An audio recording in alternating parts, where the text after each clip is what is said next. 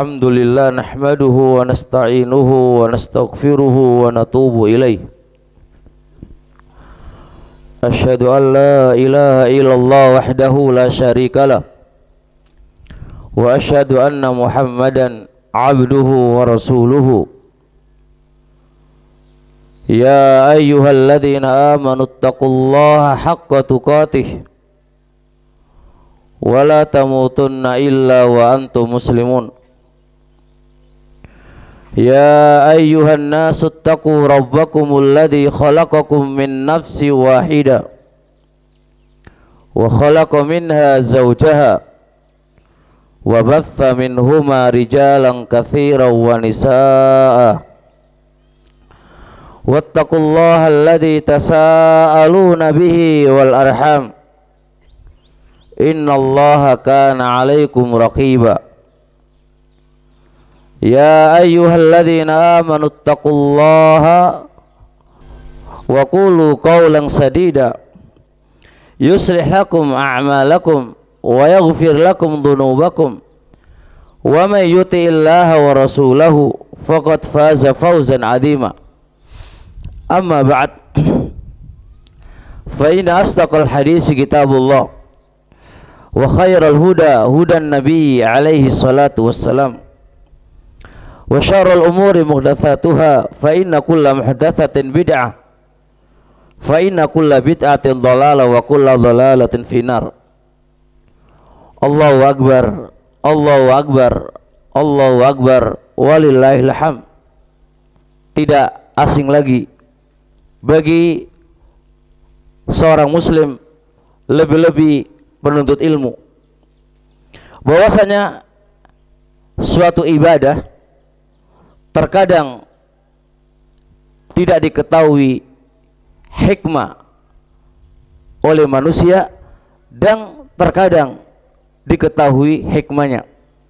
Dibahasakan oleh para ilmu usul atau fuqaha, ibadah itu ada ibadah ma'qulul makna dan ibadah ghairu ma'qulil makna. Kemudian yang kedua, tidak asing lagi juga bahwasanya perbuatan Allah Subhanahu wa taala, syariatnya Allah Subhanahu wa taala pasti memiliki tujuan di balik itu. Sawaun alimna atau kita tidak mengetahuinya. Berlandasan dua kaidah tadi, kita harus cermati bahwasanya syariat hari raya Idul Adha itu syariat yang sebelum umat ini, sebelum umatnya Muhammad sallallahu alaihi wasallam juga mereka merayakan hari raya. Allah Subhanahu wa taala berfirman, "Wa likulli ummatin ja'alna mansakan." Likulli ummatin, sungguh setiap umat itu memiliki hari raya. Akan tetapi hari raya Islam Idul Adha dan Idul Fitri ini hari raya yang memiliki maqasid, tujuan-tujuan yang sesuai dengan maqasidus syariah, tujuan-tujuan syariat, memiliki hikmah dan memiliki maqasidus syariah. Di sebuah hadis, qadiman Nabi alaihi salatu wassalam, ketika Nabi datang ke kota Madinah. Waktu itu wahum indahum yaumani yal'abuna fihima. Mereka itu punya 2 hari, yang 2 hari ini mereka berhari raya, bermain-main dan berhari raya di situ. Faqala Nabi alaihi salatu wassalam, "Malakum, ada apa kalian?" Mereka menjawab, "Kami memiliki 2 hari raya yang biasa kami bermain di situ di masa jahiliyah." Faqala Nabi alaihi salatu wasallam, "Innallaha qad abdalakum." Sungguhnya Allah sudah mengganti kepada kalian, mengganti untuk kalian dengan 2 hari raya khairan minhuma, yang itu lebih baik daripada keduanya, yaitu Idul Fitri dan Idul Adha. Maka hari raya Islam, yaitu hari raya Idul Fitri dan Idul Adha, dia adalah hari raya yang paling baik dibandingkan dengan yang lainnya. Dan tidaklah sesuatu itu memiliki nilai baik. Dalam kaidah usul, tidaklah sesuatu itu memiliki nilai baik kecuali apa? Pasti ada unsur-unsur yang membuktikan itu adalah baik. Yang membuktikan itu adalah baik. Coba kita perhatikan bagaimana sisi baiknya dan sisi tujuan inti dan hikmah sehingga kita katakan hari raya Idul Adha dan Idul Fitri adalah hari raya terbaik. Perhatikan yang pertama, di antara hikmah atau tujuan disyariatkannya hari raya Idul Fitri dan Idul Adha adalah terbit kuwatu ukhuwah, mengikat kekuatan persaudaraan. Dan hikmah ini sesuai dengan maqasidus syariah, tujuan syariat. Tujuan syariat itu adalah bersatu dan tidak berpecah belah. Walaupun persatuan itu diikat dengan al-hubbu fillah wal bughdhu fillah, diikat dengan cinta karena Allah dan benci karena Allah. Sebagaimana dalam sebuah hadis, salasun man kunna fihi wajad halawatal iman, 3 perkara. Kalau 3 perkara itu ada seseorang, maka dia akan mendapatkan halawatal iman. Dan di antara 1 dari 3 itu adalah al-hubbu fillah wal bughdhu fillah, cinta karena Allah dan benci karena Allah. Maka perhatikan lagi hadis Ummu Atiyah radhiyallahu taala anha, Indal Bukhari Muslim. Ummu Atiyah menceritakan amarana Rasulullah sallallahu alaihi wa alihi wasallam. Rasulullah itu memerintahkan kita untuk nukhrijahunna, untuk an-nakhruja, untuk kami keluar. Siapa yang keluar? Para wanita wa khudhu'i, dan para wanita dan para gadis-gadis itu. Lihat, wa ammal haid, adapun orang haid, fayatazilna minal musalla, menjauh dari tempat sholat. Lihat apa tujuannya, hatta para wanita pun dan para gadis-gadis pun, hadis pingitan yang biasa di rumah itu disuruh keluar. Apa tujuannya? Sampai orang haid dan nifas pun disuruh datang. Lihat apa tujuannya, yashhadnal khaira wa da'watal muslimin, supaya mereka menyaksikan kebaikan dan seruan kaum muslimin. Wa min dhimni al khair wa da'watil muslimin, dan termasuk kandungan bagian daripada kebaikan dan kandungan dari seruan kaum muslim yang paling inti adalah persatuan di atas Quran dan Sunnah, persatuan di atas cinta karena Allah dan benci karena Allah Subhanahu wa taala. Bahkan ulama usul menyebutkan bahwasanya maqasidus syariah bertingkat-tingkat. Wa min ahammiha wa a'laha, paling penting dan paling tertinggi itu adalah al-ijtima', bersatu di atas Quran dan di atas sunnatul Rasul alaihi salatu wassalam. Karena inilah wahai kaum muslimin, jangan sampai persatuan ini yang diserukan oleh Islam, yang didakwahkan oleh Islam, dan berapa banyak adillah minal Quran wa minas sunnah menganjurkan dan memerintahkan dan mewajibkan untuk ini, jangan dihancurkan dengan sebuah perasaan, jangan dihancurkan dengan perkara sepele, jangan dihancurkan gara-gara anak, jangan dihancurkan gara-gara hal yang tidak berarti. Persatuan, apalagi persatuan di atas akidah yang benar, di atas prinsip yang benar, dihancurkan gara-gara anak. Na'udzubillah, kita berlindung kepada Allah Subhanahu wa taala, jangan sampai dihancurkan dengan ini. Jangan juga dihancurkan gara-gara makanan dan minuman. Itu ringan sekali, kecil sekali dibandingkan dengan anjuran dan perintah syariat berupa ukhuwah Islamiyah, persatuan Islam, kesatuan Islam di atas Quran dan di atas sunnatul Rasul alaihi salatu wassalam. Kemudian yang kedua, kaum muslimin, semoga Allah Subhanahu wa taala merahmati kita. Dan di antara tujuan atau hikmah syariat Idul Adha ini bisa direnungi adalah melatih kita untuk ikhlas di dalam beribadah kepada Allah Subhanahu wa taala. Tarbiyatul ikhlas, pendidikan ikhlas di dalam memperjuangkan agama ini. Perhatikan firman Allah Subhanahu wa taala, la yanalallaha luhumuha wala dima'uha walakin yanaluhu taqwa minkum. Yang nyampe kepada Allah bukan darah dan daging sesembelian kamu, tapi yang nyampe kepada Allah adalah keikhlasan Anda.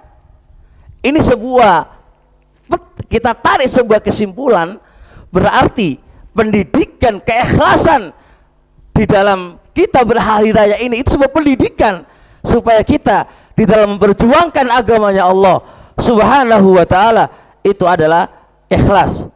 Kaum muslimin rahimani wa rahimakumullah.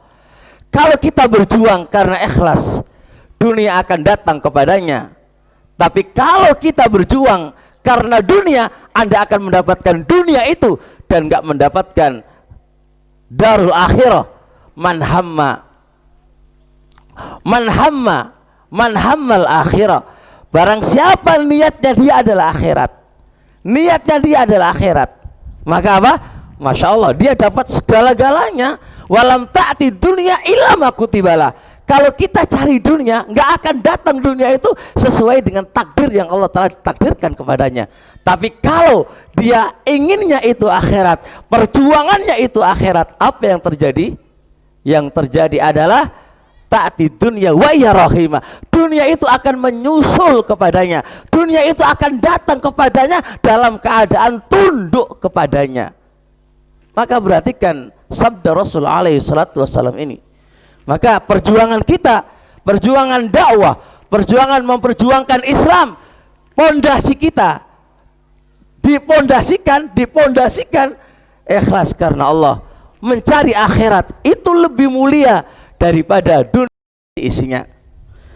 Pendidikan yang nomor 3 dari Idul Adha ini adalah tarbiyatus syukur, pendidikan bersyukur kepada Allah, berterima kasih kepada Allah. Dari mana? Perhatikan, setahun full kita mendapatkan nikmat Allah, setahun full kita mendapatkan nikmatnya Allah, baik masrob, malbas, minuman, pakaian, mat'am, makanan, setahun full. Allah Subhanahu wa ta'ala mengingatkan kita, yuk kurbanolah, berkorbanlah engkau. Itu adalah wujud syukur Anda. Bagaimana Anda mendapatkan nikmatnya Allah setahun full. Terus apa yang kau bisa syukuri? Bentuk syukur Anda kepada Allah itu apa? Dengan engkau mendapatkan nikmat 1 tahun full, ringan dengan kita berkorban. Kalkulasi, Anda mendapatkan duit per bulan itu berapa, dan keluarkan dalam 1 tahun hanya berkurban. Dikalkulasi. Allah Subhanahu wa ta'ala mengatakan, walikullin ja'alna ummatan walikulli ummatin ja'alna mansakan, lihat kurusmallaha ala ma razaqahum min bahimatil an'am. Wujud udhiyah sesembelih itu adalah wujud syukur terhadap apa-apa yang Allah telah memberikan rezeki kepada kalian. Wujud syukur, wujud syukur. Maka hari raya ini adalah pelajaran, tarbiyah, pendidikan. Hendaknya kita banyak bersyukur kepada Allah Subhanahu wa ta'ala atas nikmat yang Allah telah berikan kepada kita. Begitu. Jadi kita berhari raya, berapa tahun kita mendapatkan hari raya, tapi nilai tujuan hari raya itu kita nggak dapatkan sama sekali. Karena apa? Nggak memahami apa tujuan daripada Allah syariatkan itu hari raya. Poin selanjutnya, di antara hikmah tujuan hari raya adalah mengenal bagaimana orang-orang yang tidak mampu. Santuni mereka. Santuni mereka. Santuni mereka. Dan udhiyah ini di antara sebagian hartanya, sebagian dagingnya diberikan kepada mereka atau Anda mengundang ke rumah-rumah kalian. Itu menunjukkan adalah perhatiannya Islam terhadap keadaan fuqara dan masakin yang mereka butuh itu. Fakulu minha wa'atimu al-qa'i wal faqira. Fakulu minha, makan dari binatang kurban itu, wa'atimu, dan berikanlah kepada mereka. Berikanlah makan kepada mereka. Itu sebuah perhatian bahwasanya hari raya itu selalu memperhatikan, yura'una, memperhatikan bagaimana keadaan orang-orang fakir dan miskin. Jadi kita tidak berhari raya, hari-hari berhari raya, orang Islam berhari raya, tapi saya podo selalu memikirkan diri sendiri, selalu tidak open kepada orang lain, selalu tidak memperhatikan kepada keadaan orang-orang lain. Dia hanya mikirin diri sendiri aja. Terus fungsi hari raya itu apa? Nah, kemudian di antara juga pendidikan hari raya adalah pendidikan wujud pengorbananmu itu apa kepada agama.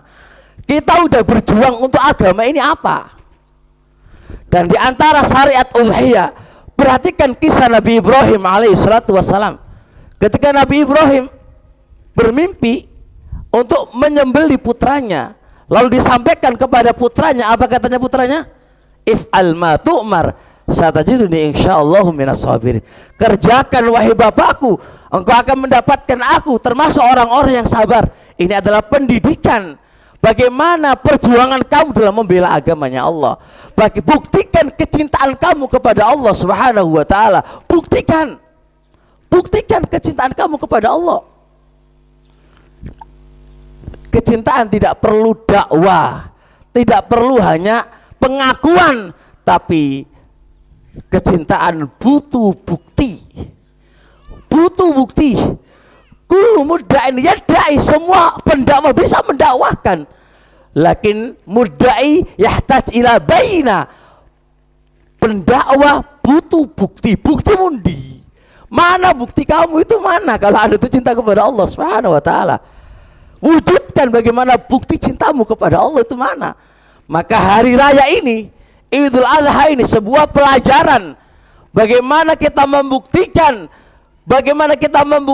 wujud kecintaan kita kepada Allah itu mana. Nah, kemudian selanjutnya di antara hikmah Idul Adha adalah Allah Subhanahu wa taala memberikan sedikit kelonggaran kepada orang-orang yang sebelumnya capek ibadah, capek belajar, ya fokus belajar, fokus dakwah, fokus. Hari raya memberi sedikit kelonggaran kepada mereka. Apa dalilnya? Perhatikan halilnya. Ketika Aisyah menuturkan sebuah riwayat, dakhala alayya Rasulullah sallallahu alaihi wasallam. Waktu itu Rasulullah masuk ke rumahnya Aisyah. Wa indaha jariyatani tughanniyani. Di sisi Aisyah ada dua budak perempuan yang lagi bernyanyi. Tapi nyanyi ini orang kayak saiki, nyanyi syair yang tidak ada alat musiknya, dan nyanyian itu adalah mendorong untuk Islam, nggak kayak nyanyian sekarang. Nyanyi cinta, nyanyi apa yang itu semua nggak beres, dan tidak ada alat musiknya. Bernyanyi, nyanyi lantunan Islam, menguatkan Islam. Fadakhala Abu Bakar pun masuk. Fantaharani, Abu Bakar pun membentak kepada Aisyah. Abismaru syaitan fi baiti Rasulillah. Apakah trompet syaitan itu ada di rumah Rasulullah? Dalil bahwasanya musik dan alat musik itu adalah trompetnya syaitan. Harus dijauhi dari rumah-rumah kita. Wong trompetnya syaitan kok dimasukkan ke rumah kita gimana? Trompetnya syaitan. Maka lihat Rasulullah alaihissalam, ya Rasulullah, dakhuma, biarkan wahai Abu Bakar. Ini adalah hari raya. Ini menunjukkan bahwasanya pada hari raya ada sedikit kelonggaran untuk kita bersantai. Tapi santainya pun di atas hududus syar'i, ikatan syariat. Ada sedikit santai, nyantai, sedikit bersenang-senang di dalam berhari raya. Dan perhatikan lagi, ketika ada hari raya, ada orang-orang Habasyi yal'abuna, bermain-main di masjid. Maka kata Rasulullah SAW, atas tahina ang tangdurina, wahai Aisyah, apakah engkau ingin melihat mereka bermain-main? Qalat na'am. Maka fa'aqamani, maka Aisyah diletakkan di belakang Rasulullah Sallallahu Alaihi Wasallam. Qala Ibnu Hajar rahmatullah alaih, ini menunjukkan di hari raya ada sedikit hiburan untuk istri-istri dan anak-anak. Di hari raya ada sedikit hiburan untuk istri dan anak-anak yang mana mereka penat dengan keadaan-keadaan mereka, penat dengan kerjaan-kerjaan mereka. Maka di hari raya ada unsur yang demikian itu. Ini menunjukkan betapa syamil, betapa mulianya, betapa mencakupnya agama Islam sampai dalam urusan roha, nyantai sedikit ya, dalam nyantai jangan terlalu banyak, kita terlalu banyak nyantai, yang mana dia sibuk dengan ibadah terus ibadah. Nah, di hari raya itulah hari yang kita bisa nyantai sedikit, roha, tarwihun nafs, menenangkan jiwa, bi asya, dengan sesuatu yang bisa menyenangkan jiwa apa saja. Bahkan Ibnu Hajar mengatakan di dalam hadis ini juga ada anjuran di hari raya tausi'ut ta'am, memperluas di dalam ngasih makanan. Yang asalnya tempe jadi ikan daging, yang asalnya makanan gak enak menjadi enak, khas di hari raya. Itu semua menunjukkan betapa syamilnya, mencakupnya hari raya itu. Dan masih banyak hikmah-hikmah yang lain yang kita bisa kaji. Kaum muslimin rahimani wa rahimakumullah. Khutbah yang kedua kami tujukan kepada para ummahat dan para akhwat fillah azza wajal. Perhatikan para ummahat, semua kita pasti butuh bekal di hari akhir. Kita itu pasti butuh bekal menuju ke akhirat. Ketika kita di kuburan, kita juga butuh bekal. Maka Ibnu Rajab mengatakan,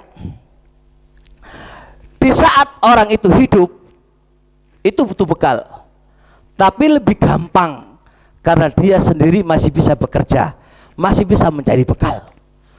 Tapi ketika di akhirat, ketika di kuburan, tidak ada lagi yang bisa membantu Anda kecuali amalanmu dan kiriman amalanmu. Pertanyaannya, kira-kira kita sudah memikirkan nggak apa kiriman kita besok di hari akhirat?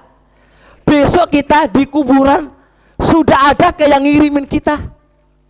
Pertanyaan, karena idza matal insan inqata amalu, kalau manusia sudah mati terputus semua amalannya. Berarti dia butuh amal, butuh kiriman pahala.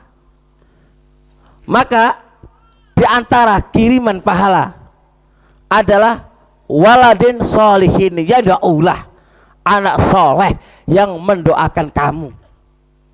Yang kedua adalah ilmin yuntafa'u bih, ilmu yang bermanfaat. Yang ketiga sodakotin jariyah, sodako yang mengalir. Sedikit mengupas ini. Sekarang pertanyaannya, dari tiga ini wahai ummahat, Anda punya apa? Berpikir. Karena ini untuk sanggung saya, yang bisa ngirimin saya besok di hari akhirat, yang bisa ngirimin saya besok di kuburan. Harus saya pikirkan sekarang. Saya punya apa besok? Punya apa? Maka para ummahat, kalian nggak punya duit, nggak punya harta. Punya kita ini orang-orang miskin, nggak punya apa-apa, taruhlah gitu kan. Anda hanya punya apa? Punya satu, waladin soleh. Anda punya anak. anak ini adalah salah satu jalan menuju akhiratmu. Salah satu jalan menuju akhiratmu. Salah satu jalan kiriman pahala ke kuburanmu. Maka didiklah dengan baik. Perhatikan Ibnu Syekhul Ibnu Taimiyah dalam kitab Majmu' Fatawa menjelaskan makna waladin saleh. Laisa bimujarrad wujudil ibn, tidak sekedar adanya anak lalu amalannya anak mengalir ke bapak, tidak. Butuh orang tua menjadi penyebab dia bisa beramal. Orang tua harus penyebab dia bisa beramal. Oleh karenanya, wahai orang tua, terkhusus ibu, tidak hanya anti mengandung lalu dikeluarkan lalu selesai. Jangan berhenti di sini. Jadilah anti penyebab anakmu itu menjadi anak soleh. Maka anti bernilai pahala sebagai sebab. Perhatikan, anti mendapatkan pahala bernilai sebab. Sebab itulah yang menjadikan anti dapat kiriman pahala. Maka semangatlah dalam mendidik anak-anak anti. Semangat, walaupun nggak bisa ngajar, walaupun nggak bisa ngajarin anak-anak, cari anak-anak kalau dia lagi nggak mau sholat, nggak mau ngaji, ya dorong mereka. Kalau tidur bangunkan anak-anak itu kemampuan kamu. Mau ngajar nggak bisa, mau ini nggak bisa, tidak terputus di sini sebagai sebab, tidak. Anti bisa menasihatin dia ketika dia lagi jalan-jalan, ketika dia main-main. Ayo ngaji, ngaji. Ayo belajar. Itu salah satu sebab. Sebab untuk apa? Mengalirnya pahala anak kepada kamu. Tapi kalau orang tua longo, ngerti longo? Nyantai. Hanya cari uang begitu aja lalu makan dan minum. Kalau ngono tok, kasihan kamu. Gak dapat pahala, aliran pahala. Gak dapat apa-apa. Gak dapat apa-apa. Nah, kemudian yang kedua, bagi yang gak punya anak, waduh aku gak punya anak gimana ini? Maka Anda bisa memiliki ilmu atau sedekah jariyah. Maka ketika Anda punya ilmu, ajarkan ilmumu. Ajarkan ilmumu. Anda jangan mengharapkan gaji wala apa. Mengharaplah pahala Allah. Itu yang mengalir. Itu yang mengalir. Khairun wa abqa, lebih baik dan lebih kekal.